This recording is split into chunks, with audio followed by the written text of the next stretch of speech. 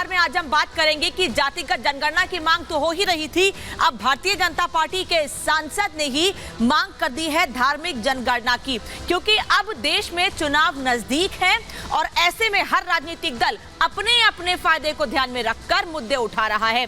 यही वजह है कि बिहार में हाईकोर्ट से जातिगत जनगणना को हरी झंडी मिलने के बाद अब उत्तर प्रदेश में भी जाति के आधार पर जनगणना की मांग जोर पकड़ने लगी है।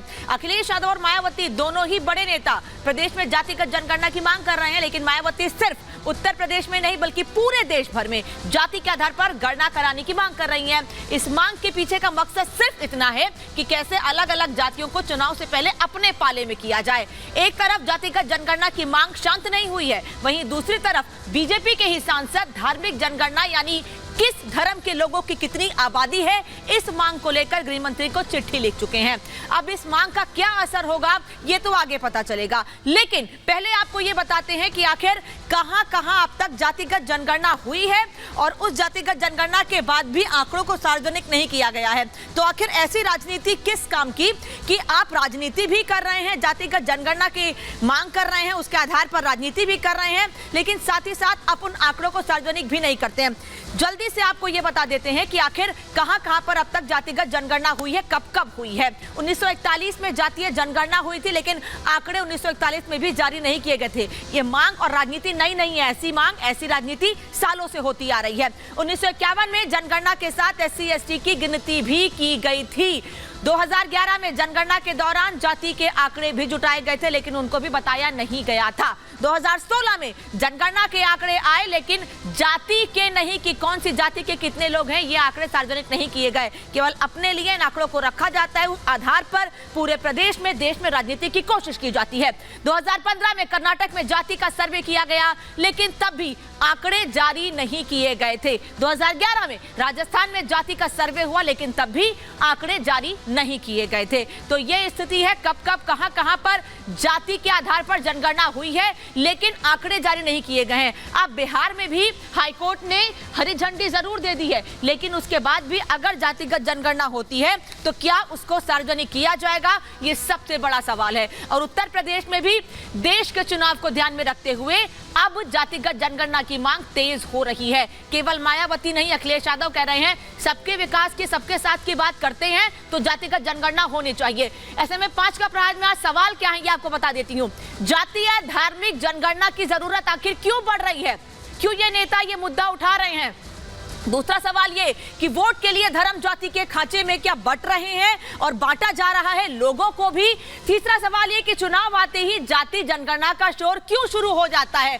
सबका साथ सबका विकास की बात तो सरकार सालों से करती आ रही है, लेकिन जातिगत जनगणना की मांग अभी क्यों। क्या मंडल कमंडल की राजनीति एक बार फिर से होगी। और 5वां सवाल ये कि जनगणना जरूरी या धार्मिक जाति जनगणना जरूरी है और कब तक इस पर राजनीति होती रहेगी। ये सभी सवाल उठ रहे हैं, इस पर जवाब लेंगे हमारे साथ मेहमान जुड़ेंगे, उनका परिचय भी आपसे कराऊंगी, कौन मेहमान और क्या कहना है इस पर, चाहे जातिगत जनगणना की मांग हो चाहे धार्मिक जनगणना की मांग हो, सबसे राय लेंगे। लेकिन उससे पहले इस रिपोर्ट को देखिए और समझिए कि मांग कहां से उठ रही है और इस मांग के पीछे का मकसद क्या है।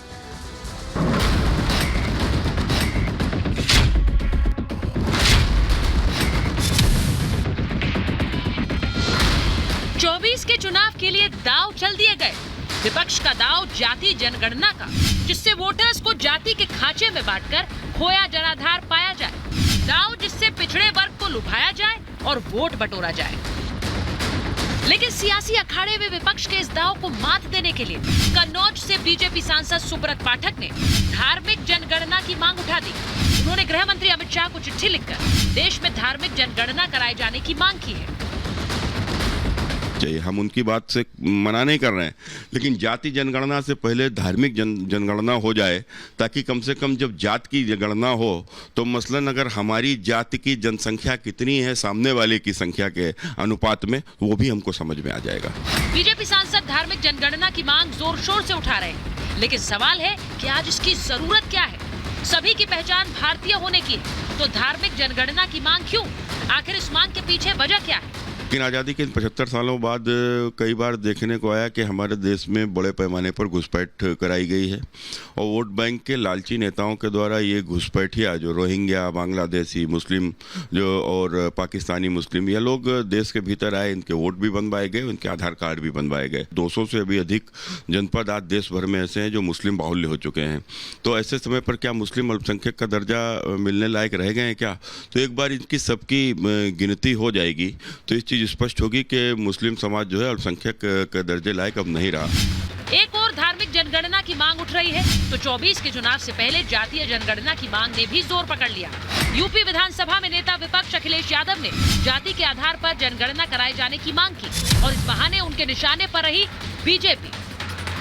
जाति जनगणना के पक्ष में हैं, जो लोग जाति जनगणना के पक्ष में नहीं हैं उनका वो नारा झूठा है कि सबका साथ सबका विकास। जब तक सबके अंदर बराबरी नहीं आएगी तब तक सबका साथ कैसे संभव है? सरकार तो अधिकार देना ही नहीं चाहती है और वो भी भारतीय जनता पार्टी से हम क्या उम्मीद करेंगे? जातीय गणना उन सबों के सर्वांगीण विकास में एक महत्वपूर्ण भूमिका का निर्वहन कर सकता है, लेकिन इस फैसले को नकार करके योगी आदित्यनाथ जी ने जो भारतीय जनता पार्टी का असली चेहरा है उसको सामने रख दिया। जाति से लेकर धार्मिक जनगणना की मांग पर सियासी संग्राम छिड़ा है, लेकिन सवाल है कि जातीय धार्मिक जनगणना की जरूरत क्यों है? क्या सिर्फ वोट के लिए धर्म जाति के खांचे में बांटा जा रहा है? और सवाल ये भी कि चुनाव आते ही जाति धार्मिक जनगणना का शोर क्यों? Bureau report, Republic Bharat.